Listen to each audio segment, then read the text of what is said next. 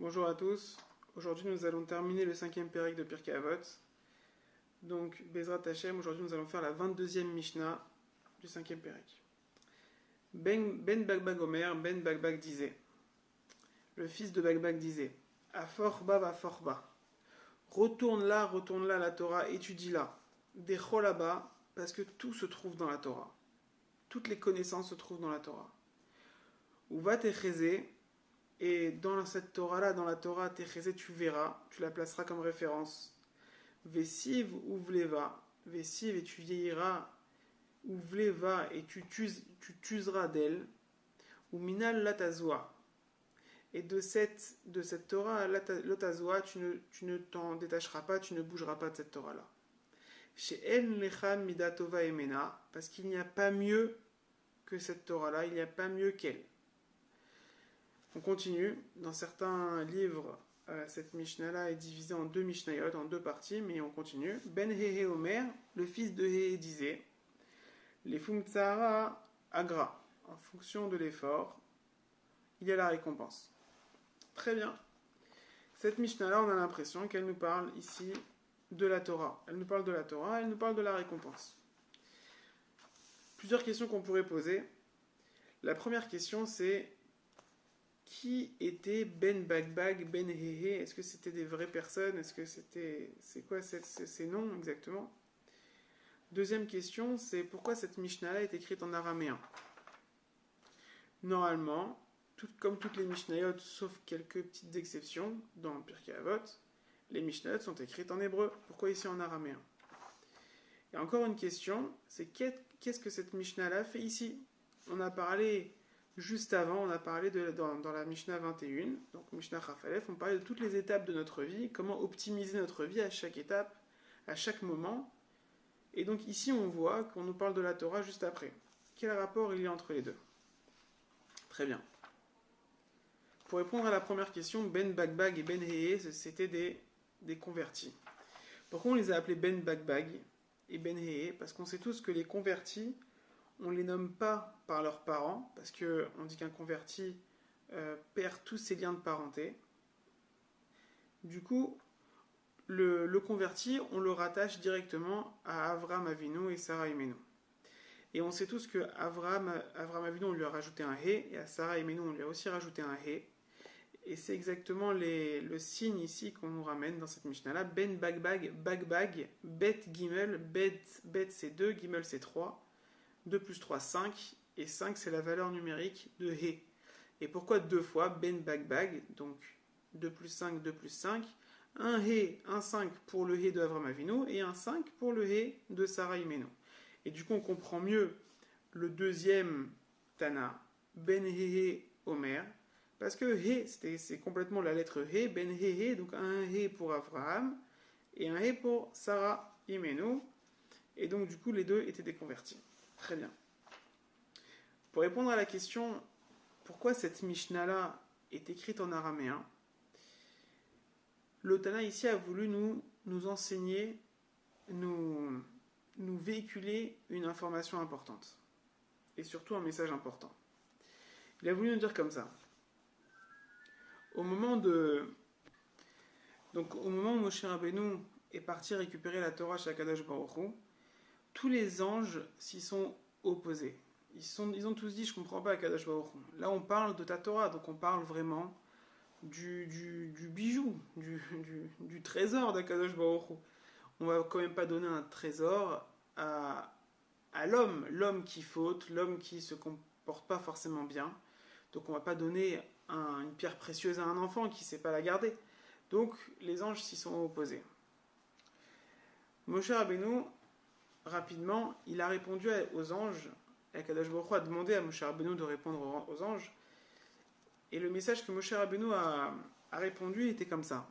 On dit que la Torah n'est pas là juste pour être contemplée dans une vitrine. La Torah, elle a une spécificité bien particulière. La Torah, elle change complètement un profil. La Torah, elle transforme une personne. La Torah, elle s'adresse à une personne qui n'est pas parfaite pour la rendre parfaite. Ça, c'était alors qu'un ange, lui, est déjà parfait par défaut. Un ange n'a pas de libre arbitre. Un ange n'a pas de, on va dire, de mauvais côté qui lui pèse négativement. Donc, la Torah est là justement pour parfaire. Et là, c'est exactement le message ici qu'a voulu enseigner le Tana de la Mishnah. Il a voulu nous dire que je l'écris en araméen pour ne pas que les anges comprennent, pour montrer bien la différence avec les anges. C'est-à-dire qu'avant, on a dans la Mishnah précédente les meilleurs conseils sur quoi faire à chaque étape de notre vie. Cette Mishnah-là complète complètement la mitzvah, la Mishnah précédente, en disant si tu veux optimiser à chaque étape de ta vie, n'oublie pas de ne pas lâcher la Torah, reste à chaque étape de ta vie concentré dans la Torah et place-la comme référence à chaque instant. Et elle dit surtout, certains commentateurs disent que dans la Mishnah précédente, qu'est-ce qu'on a vu? On a vu Ben Chamesh Shanim, la Mikra. On a vu qu'à 5 ans, c'était la lecture, la compréhension basique. Après, on augmentait dans la difficulté, c'est-à-dire après, on enchaînait sur la Mishnah, mais de 10 ans à 15 ans, et de 15 ans à 20 ans, on avait dit que c'était la Gemara, le Talmud, etc. Donc du coup, après 20 ans, on aurait tendance à se dire que bon, on est concentré sur d'autres sujets comme la parnassa, comme amener pour sa famille, etc. Sur d'autres sujets, les petits-enfants, les enfants.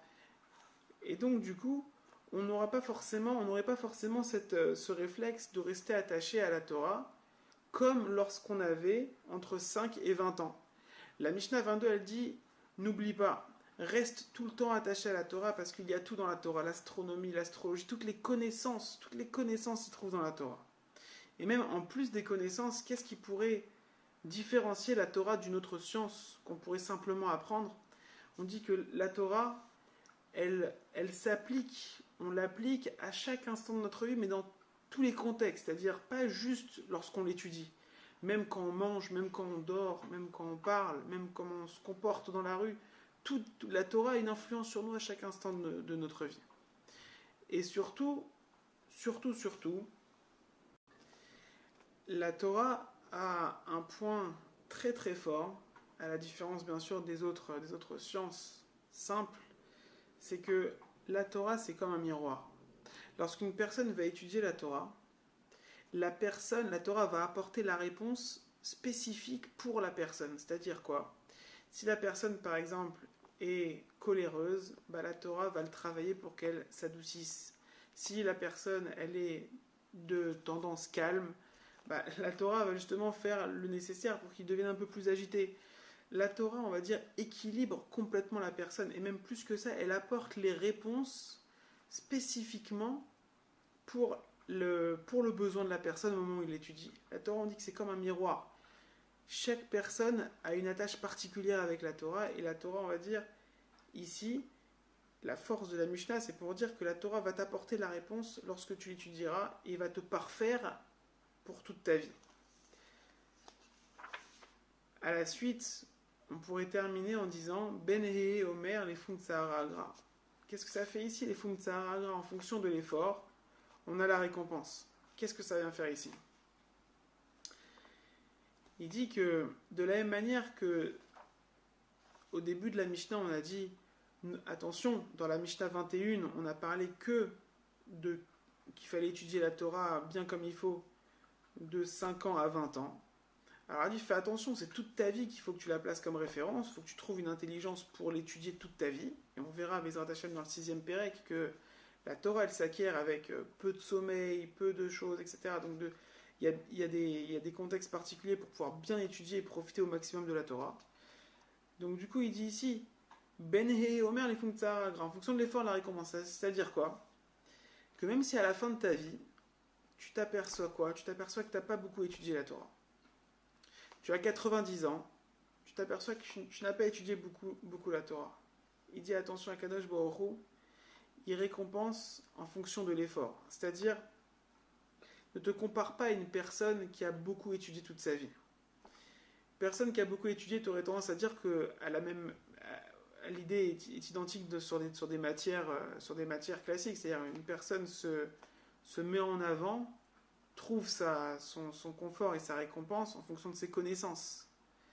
Mais pas du tout. Akadosh Baruch Hu, il dit que c'est en fonction de la fatigue que tu accordes à l'étude de la Torah que tu auras la récompense. Une personne peut étudier 15 pages en 1 heure, mais on va dire accorde une fatigue qui est X, et une autre personne accorde la même fatigue X pour étudier 2 lignes en 1 heure, bah, la récompense est identique. Akadosh Baruch Hu, il récompense en fonction de l'effort, il ne récompense pas en fonction de la connaissance qu'on a pu acquérir toute notre vie.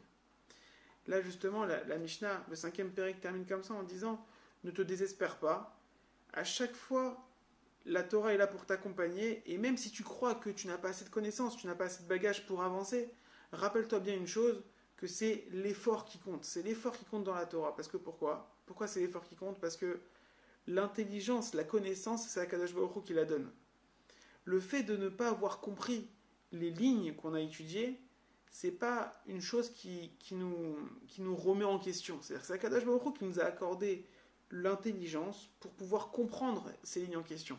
Si on n'a pas compris les lignes qu'on a étudiées, on pourrait très bien dire à Akadosh Baruch Hu, je comprends pas, c'est toi Akadosh Baruch Hu qui met l'intelligence dans l'homme. Donc du coup, pourquoi si je comprends pas, c'est de ta faute. Et c'est une vraie raison, c'est une vraie tana, c'est une vraie raison. Et ça tient la route, cette question-là. Ça tient la route, cette remontrance, ce point-là qu'on pourrait dire à Akadosh Baruch Hu tient la route. Donc du coup, Akadosh Baruch Hu nous dit, ne t'inquiète pas, le fait de ne pas comprendre, le fait de faire un minimum n'est pas grave. Ce qui compte, c'est l'effort qu'on accorde à la Torah, et c'est ça ce qui apporte ses fruits sur la personnalité, sur le profil de la personne, c'est ça ce qui le parfait complètement.